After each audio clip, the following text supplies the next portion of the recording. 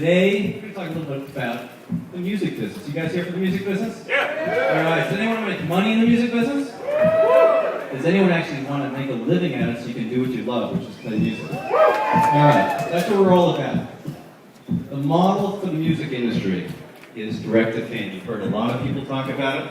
What we're going to do now is we're going to give you a little bit more of a sense of what that model means to us. And then Phil is going to grab this microphone.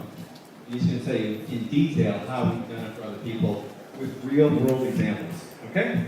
So, the direct-to-fan model is simply, how do you harness that emotional connection? Yes, that's Phil, by the way. How do you harness that emotional connection between a fan and the music and take that emotional connection and transfer it to between the fan and you, the artist, and develop that relationship? There's three foundation concepts. First one is, as you've heard, know your fans. Phil will tell you a story about one of our artists who had 100,000 downloads on iTunes and didn't know one fan's name. Right? Not bad, but not the potential of what it could be. Right? So the first thing is know your fans. Understand who they are. Second thing is take that fan and nurture that emotional connection and develop it and understand it. And the third one is find ways to let them support you. And that means many different things to many different people. So let's take this one step further. First is capturing fans. You know, how many people play out? How many people have sign-up sheets? Okay, how many people text for a free track at the show? Wow. Okay. How many people have promo codes at that show? So you track who was at that show? Download cards? Right. So we'll teach you some very simple concepts and simple practical things you can do to get those names of those fans into the system and start developing those relationships. So what I'm going to do now is I'm going to hand it over to Phil. And he's going to take you through some very simple concepts here. Phil? Hi. He just made a mistake handing this to me because now I'll have to grab it back quickly. Most important thing that we concentrate on at Nimbit, but really, there's a lot of great companies that you can work with, is that you've got to be able to capture fans and then somehow turn them into income, because a whole bunch of fans on the list really isn't going to do it. You really actually have to make money. So the first thing you see when you go into a Nimbit dashboard is a bunch of different things to capture fans. You've got to get, you got to be able to reach out across the net, reach out to the website, and pull people in. There we go.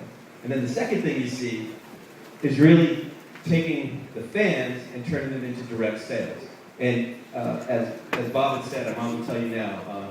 So we had a kid on our system who he came to us after selling 100,000 downloads at iTunes. He played 7 gigs.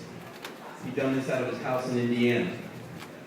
The only problem was he didn't know who any of his fans were. We worked with him to convert fans to buying direct, and I can go into that a little bit later about how we pulled that off. But eventually, at the point at which he could identify about 30,000 of those fans, he got a 7-figure contract with the major label. Because he suddenly had the power, and when he was negotiating, he started to think, I could probably sell 100,000 records directly, which means I'd make $1 million. I'm 18 years old. Sounds like a good deal. Point is that once he started to identify his fans and capture them, he had power.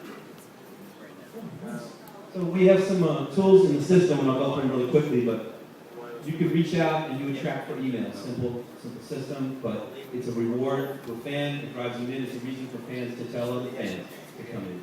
We also have a very simple yet sophisticated system of promo codes. Promo codes are extremely useful. I was at South by Southwest. I ran into Michael Hausman, Suzanne Vega's manager, and I was trying to get his attention. She started working with us, and Michael didn't really have that much time for me. And he said, "You've got to go on the radio in 15 minutes." And I said, "Listen, you can do a promo code." He's like, "What do you mean?" I'm like, "Well, let's do a short code, the radio station call letters, KXLV or something." And so grab my laptop. It takes about 3 minutes to do, and you can do this on our system anytime you want. Put together a promo code of call letters, and while she was on the radio, she said, hey, if you want a free track from me, put these call letters to the radio station in, and you can get a free track right now on my website. Point is, she was able to actually qualify that audience she's talking to. So you're going out on radio doing an interview, you can go for every station you do, you can figure out, is anybody really listening and do they really care? And this is the kind of the major point about Nimbit is we're trying to draw real relevance. It's not just, I can tell you that this many fans are active, they open your email.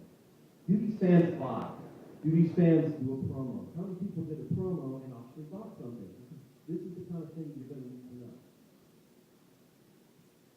He's going to take the mic away from me any second. The other thing we have is we integrate download cards into our platform for the same reason. If you want to identify who comes to your show, one of the ways to do it is the email list, and the other way is to actually do it with a download card. If somebody cares enough to go home after seeing your show, download is strong, it's probably an interesting prospect as a fan that's actually going to be one that's engaged emotionally with you. So between gigs, putting them in CD cases for your bonus tracks instead of putting them at the end of the CD, you end up building this list of people who are a little more interested than other people. And in the Nimbit system, you can actually call all this information up. Oh, cool. Bob's surprising you with this stuff. So what we do as well is we give you ways to integrate all these pieces into your website. Facebook, MySpace. You need a way to redeem a promo code. You need a way to have a way to sign up on your email list where your fans are, but you're trying to draw them all in so you know who they are.